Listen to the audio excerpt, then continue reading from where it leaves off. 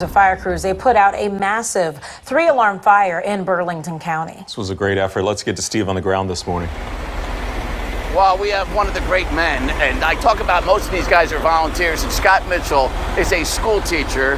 He's a Little League coach.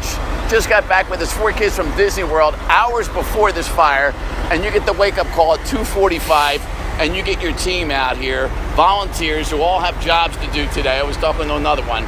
And managed to save so much out here. Nobody got hurt, but this building that burned was full of motorcycles and ATVs, and you guys are racing to get them out before the whole building catches fire. Correct. Yeah, we had to split the crews. Some were doing fire attack, and then some crews were trying to get all of the, as much of the inventory and vehicles and the personal belongings and the mechanics and stuff out of the building before it came down.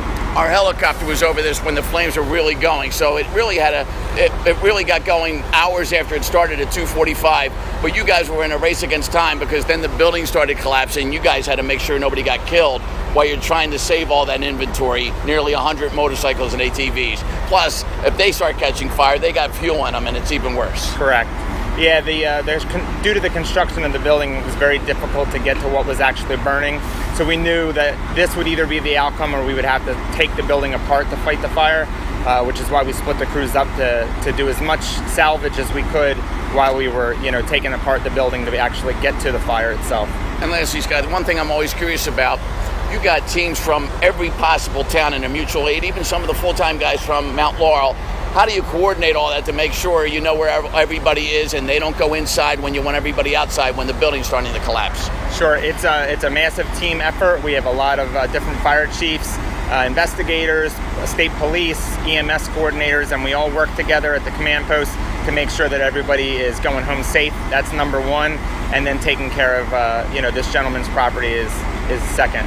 Well, it's one thing to put your life on the line for a career. It's another thing to do it because you worry about your neighbors and you're coaching Little League, you're teaching, and you're doing this when you're supposed to be asleep after a long vacation with your 4 kids. Father of the Year.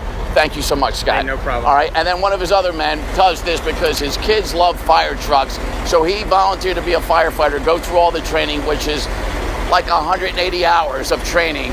It's almost the same as becoming a Philadelphia firefighter. And he did it because his kids like fire trucks, and he's also one of the coaches at the local Little League. So you meet some tremendous people in this job, and we did again this morning. We did a tremendous job out here today to save this business from having a worse loss than they had. Guys,